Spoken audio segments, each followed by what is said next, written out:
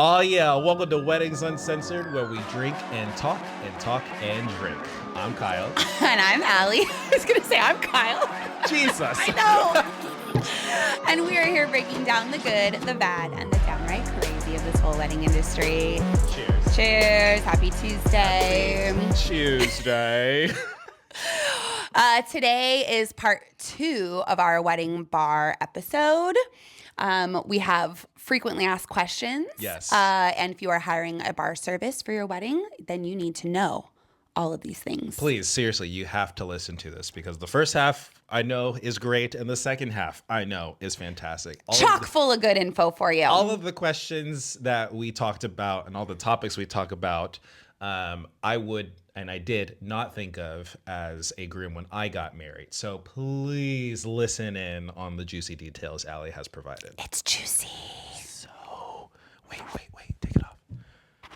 It's so juicy. Juicy.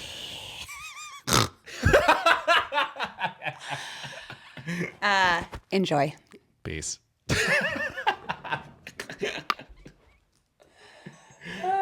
Okay. Yeah. No, that sounds good. How many bartenders are needed for an event? Yes. So, I was burping. Oh, get it. You should have stuck. let it's out the Well, belch. I'm trying. You know, it's like not coming out. You know, it's stuck. You just need a good like.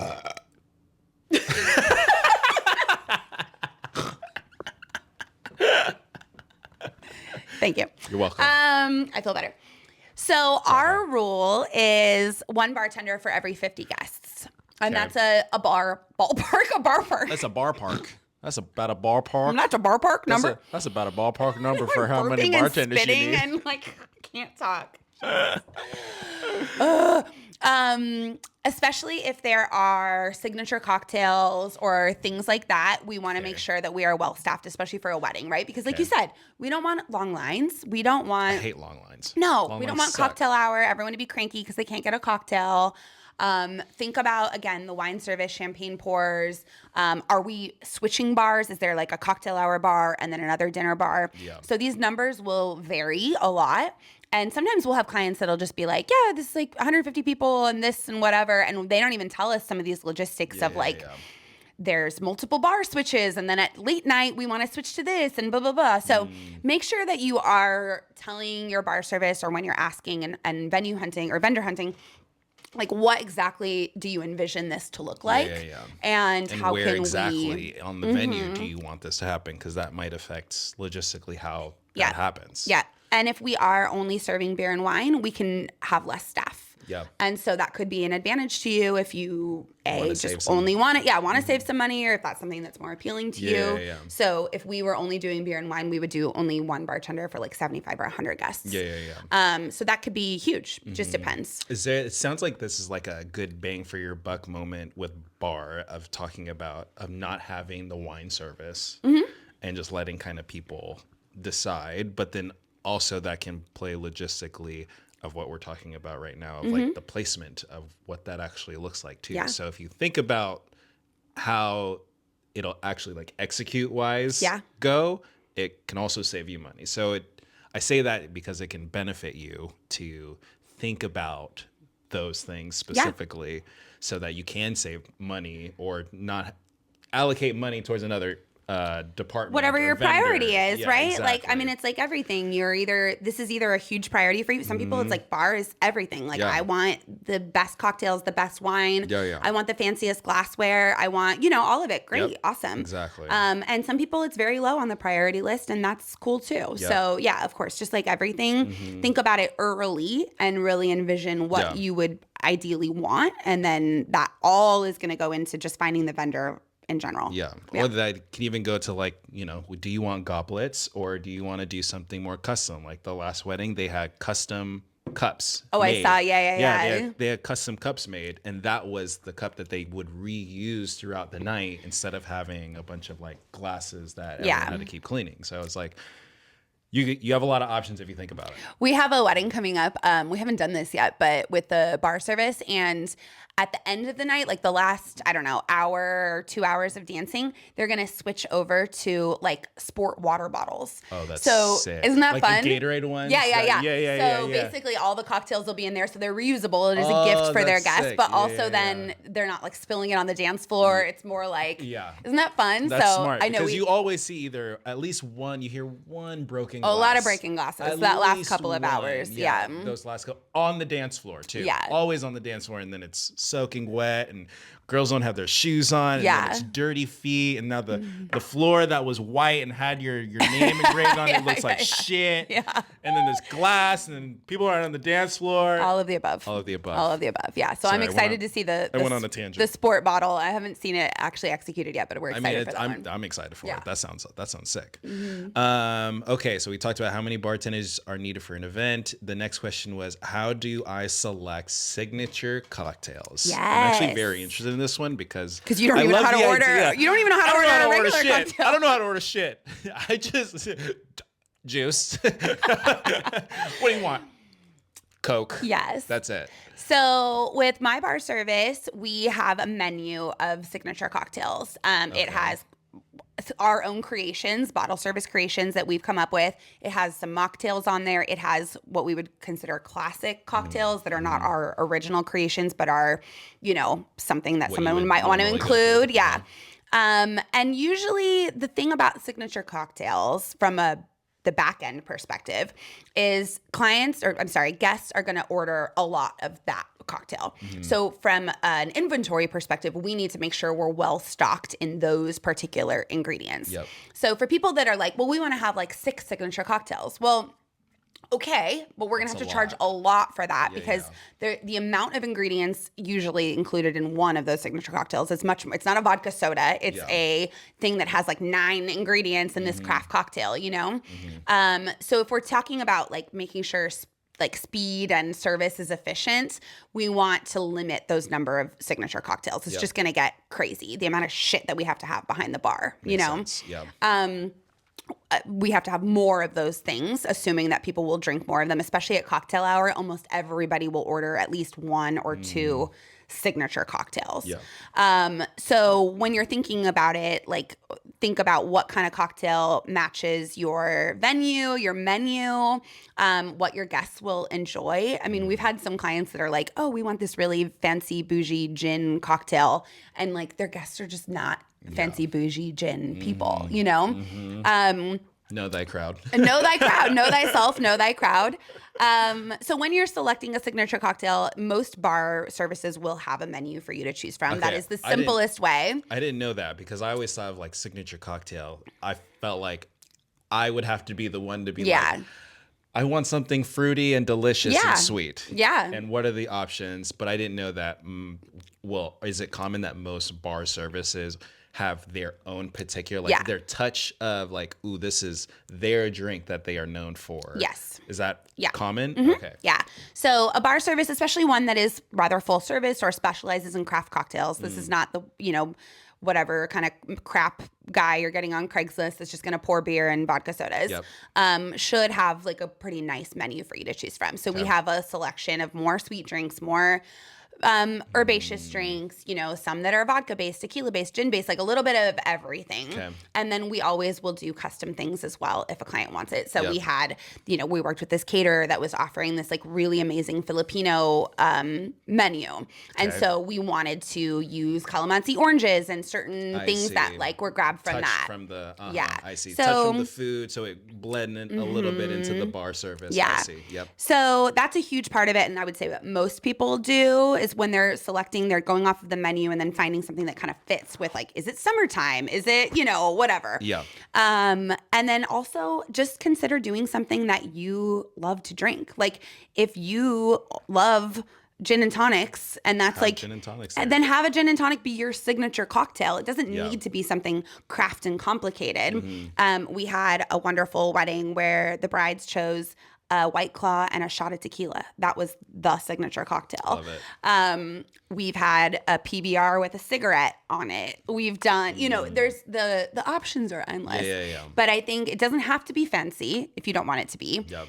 It should be something that represents you as a couple. I mean, it's usually like the groom's and then the brides or the bride and bride, or like your his and hers or hers and hers cocktails. But like whatever your go-to drink is, that should be the signature cocktail or drink for the day. Don't make it something that you wouldn't actually drink. Yeah, or just to be fancy for fancy's sake. Yeah, of like, well, I mean, I love Guinness. I do know that.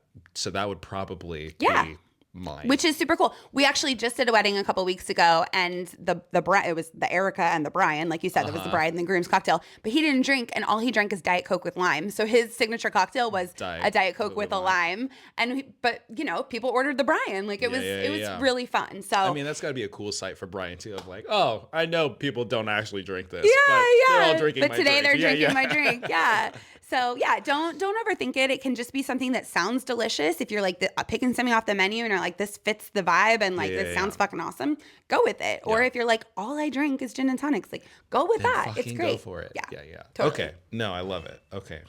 Our next question is, what is tipping protocol? What is tipping? What is tipping protocol? Yes. So this is another question that you should be asking as you're searching and looking through contracts.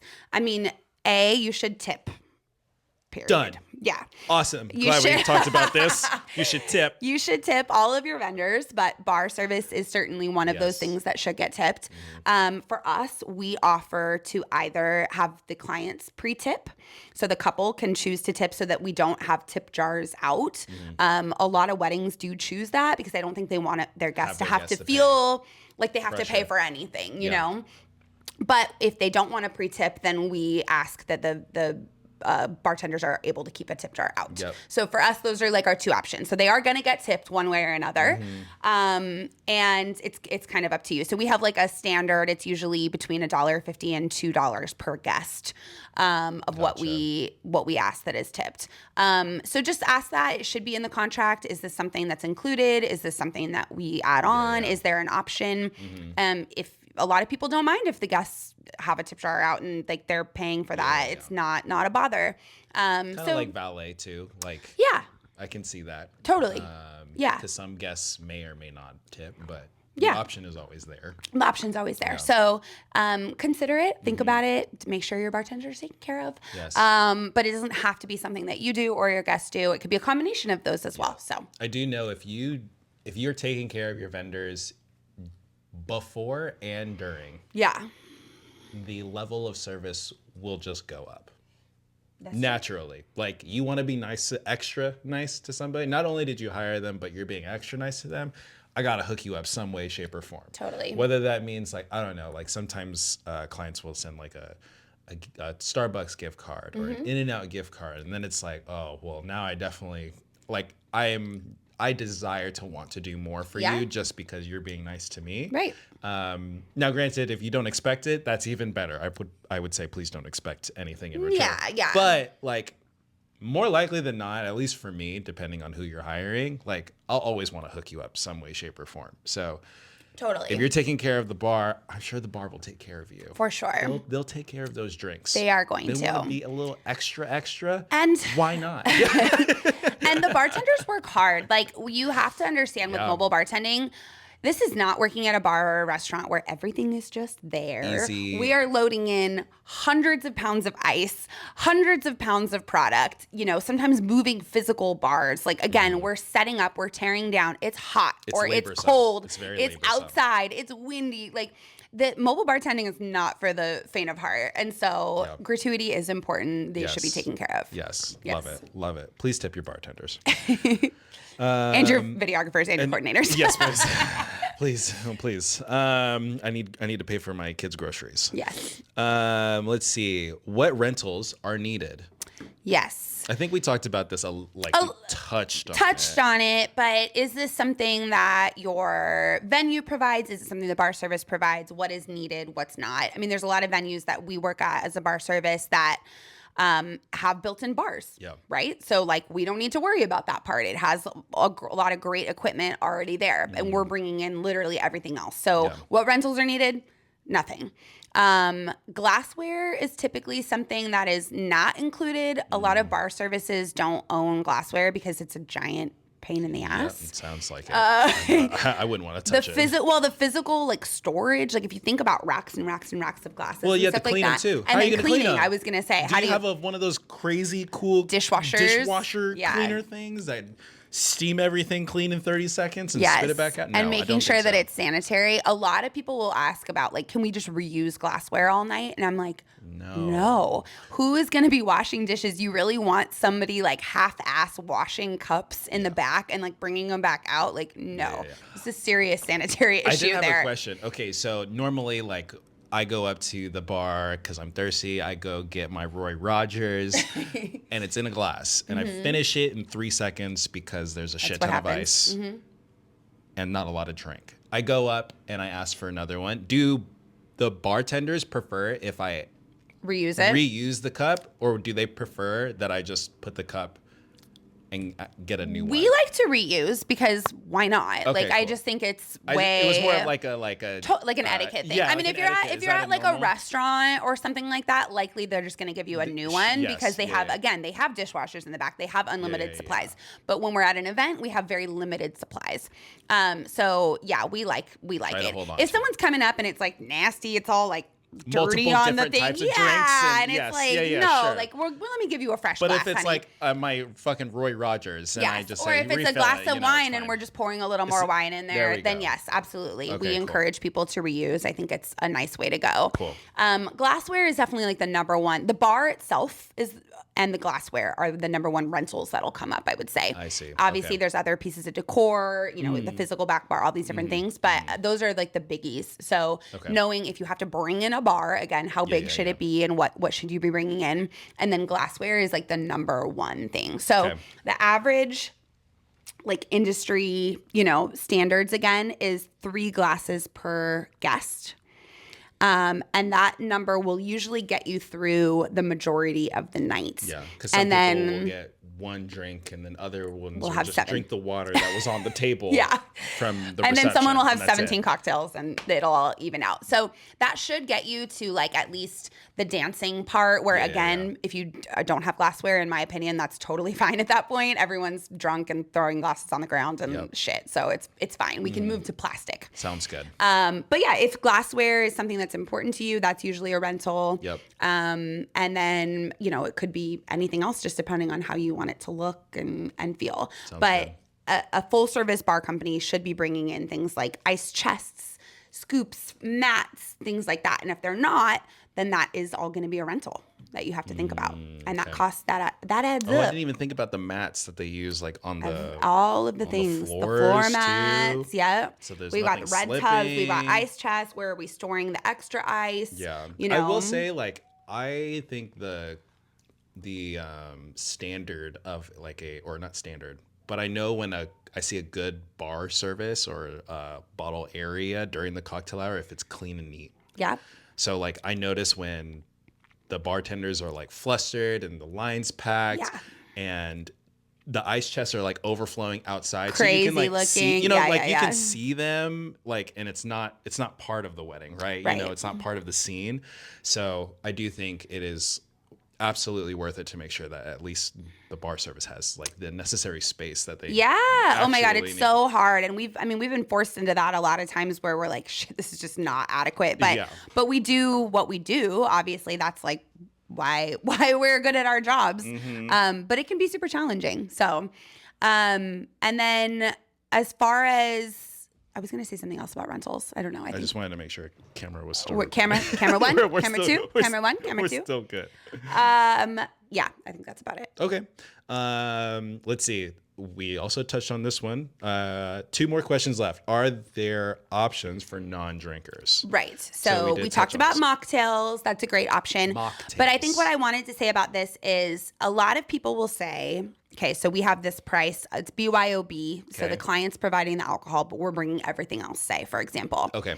And they'll say, well, we have, or even if we are providing alcohol, whatever. Sure. If there are 200 guests, but there are 20 people under 21, do we have to still pay for those people? Yes.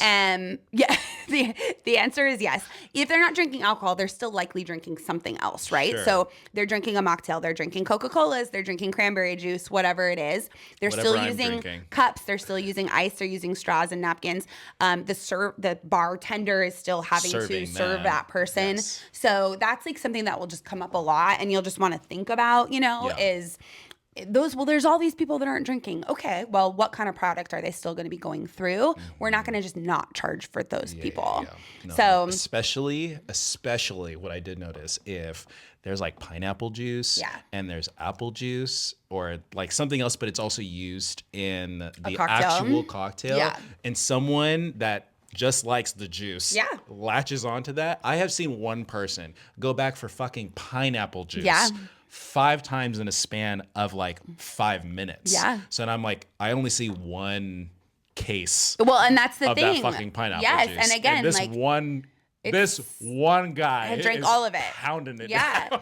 So that's very true, and it's getting Yeah. granular again. But like, if we're designing a cocktail with pineapple juice, it probably has 1 ounce of pineapple juice. If someone comes up for a glass of pineapple juice, we're pouring them 6 ounces of pineapple juice. And if somebody else catches whiff, and they love pineapple, it's the same thing for a Coca-Cola, or this happens like with vendors a lot. They'll be like, go up to the bar and ask for a Coke. Well, normally we would pour a glass with Coke. If you ask for the whole can, like normally we're getting 3 servings out of that 1 can of Coke. So it is like little stuff, but sometimes the vendors get the hookup though, Well, so they'll be like, oh, you working hard too, man? Hey, but just take the fucking can. But again, can. we have limited shit on site, right? We can only bring so much. But Kyle, the videographer, loves Shirley Temples and Roy Rogers. And he's going to have 900. And he's going to have at least 3 or 4 of those throughout the night. True. Very true. Because, while I'm having my vendor meal, I don't want to, all right, my cherry Coke's gone, It's annoying. But the bar people know, so they hook me up. Yes. You gotta be kind to your bartenders. They'll be kind to you. I tip them. It's not even the client's money. Exactly. Anyway, all right. Exactly. I'm rambling. Last question is: are there rules we need to be aware of? Self-service, shots, last call. I don't know what you mean by self-service, shots, last call. Yeah. So these are explain. like the most common things that come up with rules, right? So some venues do not allow shots, and we'll have. Oh, that's what you mean. Okay, yes. Gotcha. So we'll have clients that'll be like, we want to have this as a signature cocktail, or we want to round it, whatever. And it's like, if it means like we work for this venue often and it's part of their rules, like we want to make our clients happy, but we have more allegiance to the venue at that point because we are on their preferred vendor list or whatever. Mm-hmm. And so we have to enforce the rules as well. So shoot, I didn't even think about that. And that doesn't even apply just for bar service. That also applies for the other person I mainly think of is the DJ. Yeah. Because a lot of DJs are very loyal.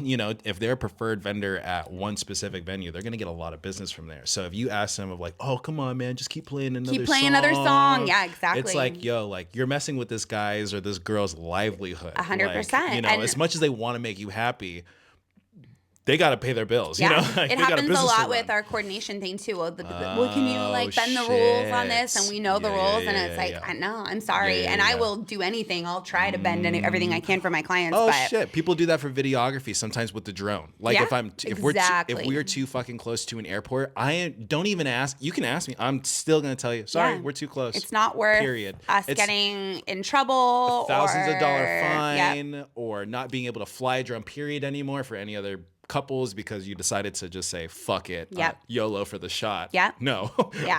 So are there rules or laws that are actually going to get in the way of your vision? I mean, like the shots things comes up a lot, and there's a lot of venues that don't allow shots. I mean, it's understandable. It's a valid fear. I don't even need to explain why they don't allow shots. It's a valid fear. But we do have a lot of people that would really bum them out.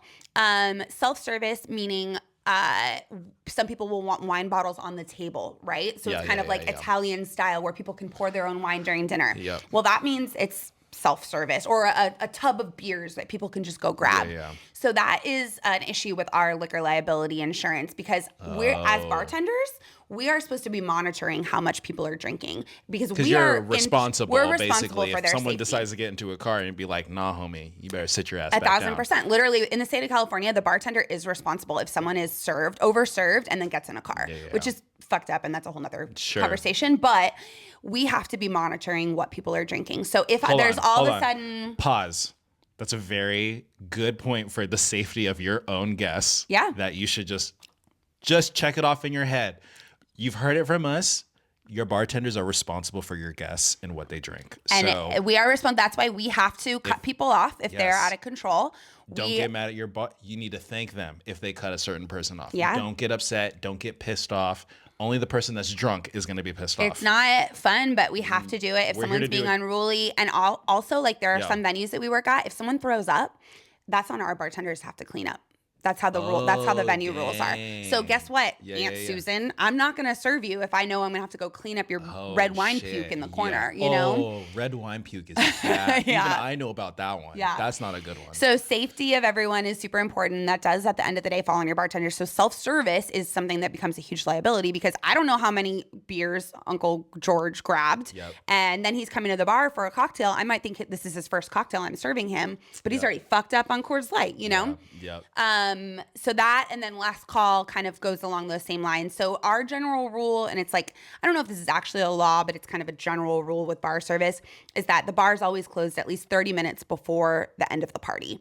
Because we don't want someone to be chugging a margarita and then getting in their car immediately, right? That makes sense. You need some time to like... Yeah, and I mean, if someone's drunk, that 30 minutes isn't going to make a big difference. But it is a courtesy thing. It's a courtesy thing. It's so like, we're gonna close up. Shouldn't anyway. We're literally about to end. Yes. Like, if you want another one, go get one when you get home. Exactly. Or go to another area. Go to another bar. Yeah. And then from like a coordination perspective, it's also really helpful to close the bar early because if someone has a margarita, they're just like, they're chilling. And then it's like the lights are on. Last dance has already happened. You said party is done. We have 12 o'clock. 45 minutes to get out of this venue. It's 11:55. Yeah, and Uncle George, 5 more minutes. I'm chilling.